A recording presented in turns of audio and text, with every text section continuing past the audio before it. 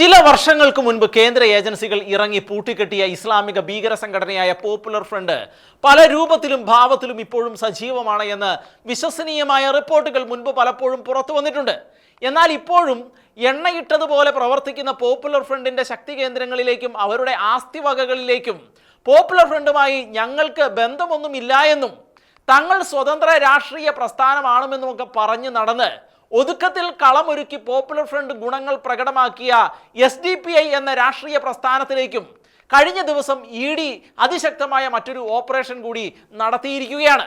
ഇവർക്ക് കേരളത്തിലുണ്ടായിരുന്ന ഭൂമി ഉൾപ്പെടെയുള്ള 67.3 കോടി രൂപയുടെ ആസ്തി വകകൾ കണ്ടുകെട്ടിയ ED തിരുവനന്തപുരത്തെ SDPI ഭൂമി, പന്തളത്തെ എഡ്യൂക്കേഷണൽ ആൻഡ് കൾച്ചറൽ ട്രസ്റ്റ്, വയനാട്ടിലെ ഇസ്ലാമിക് സെന്റർ ട്രസ്റ്റ്, ആലുവയിലെ Periyar valley charitable trust, Alappuzha social trust, Palakkad Valluvanadan trust എന്നിവിടങ്ങളിലെല്ലാം റെയ്ഡ് നടത്തി പോപ്പുലർ ഫ്രണ്ടിന്റെയും SDPIയുടെയും എല്ലാത്തരം സാമ്പത്തികങ്ങൾക്കും തട്ടകമായി പ്രവർത്തിച്ച മലപ്പുറം മഞ്ചേരി പ്ലാപ്പറ്റയിലെ 24 ഏക്കർ ഭൂമിയിൽ പ്രവർത്തിച്ച ഗ്രീൻ വാലി അക്കാദമിയും പൂട്ടിക്കെട്ടിയിരിക്കുകയാണിപ്പോൾ.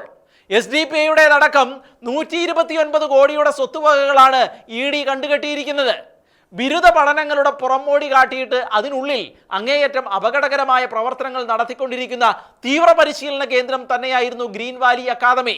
സമൂഹത്തിൽ ഭീതിയും അരക്ഷിതാവസ്ഥയും ഉളവാക്കാൻ പോകുന്ന ഭീകര പ്രവർത്തനങ്ങൾക്ക് വേണ്ട ആയുധ പരിശീലനങ്ങളും മതമൗലികവാദം പ്രചരിപ്പിക്കുവാനുള്ള ക്ലാസുകളും ഇവിടെ നൽകി വരികയായിരുന്നുവെന്നാണ് വാർത്തകൾ സൂചിപ്പിക്കുന്നത്. അതുകൂടാതെ പരിശീലനം പ്രായോഗിക തലത്തിലേക്ക് എത്തിക്കുന്ന കൊലപാതകികൾക്ക് ഒളിച്ചു താമസിക്കുവാനുള്ള സൗകര്യങ്ങളും ഗ്രീൻ വാലിയിൽ ഉണ്ടായിരുന്നു എന്നാണ് പറയുന്നത്. IT ഡിഗ്രി കോഴ്സുകൾക്കൊപ്പം തങ്ങളുടെ പണം മറ്റ് മതസ്ഥരായ തൊഴിലാളികൾ കൊണ്ടുപോകാതിരിക്കാൻ ആശാരിപ്പണി അടക്കമുള്ള എല്ലാത്തരം നിർമ്മാണ പ്രവർത്തനങ്ങളും ഇവിടെ പരിശീലനം കൊടുത്തിരുന്നു.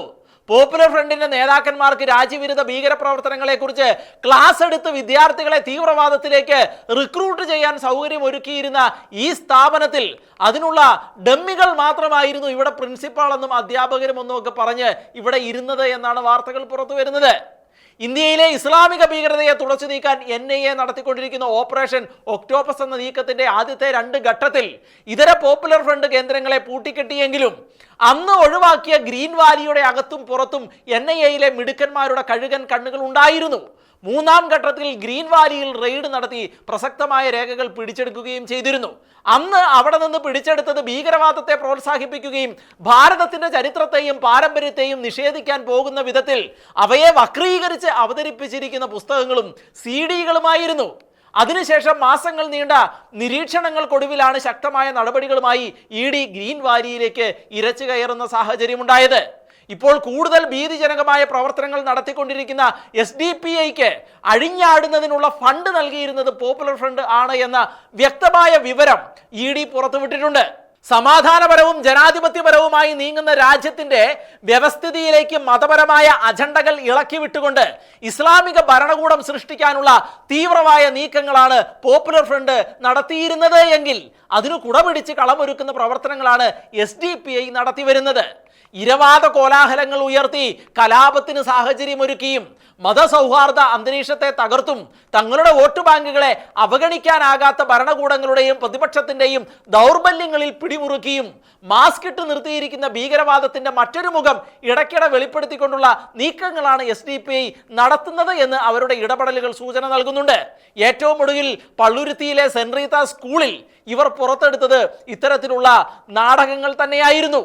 പോപ്പുലർ ഫ്രണ്ടിനെ പൂട്ടിക്കെട്ടിയപ്പോൾ അവരുടെ രാഷ്ട്രീയ മുഖം എന്നറിയപ്പെടുന്ന SDPIയെ വെറുതെ വിട്ടത് എന്തിനാണ് എന്ന ചോദ്യം വളരെ പ്രസക്തമായിരുന്നു. SDPI രാഷ്ട്രീയ പാർട്ടി ആയതിനാൽ അവരെ നിരോധിക്കാനുള്ള അധികാരം കേന്ദ്ര സർക്കാരിനില്ല എന്നും ഇലക്ഷൻ കമ്മീഷൻ്റേത് അടക്കമുള്ള അനുവാദം വേണമെന്നുമായിരുന്നു അന്ന് കേട്ടത്.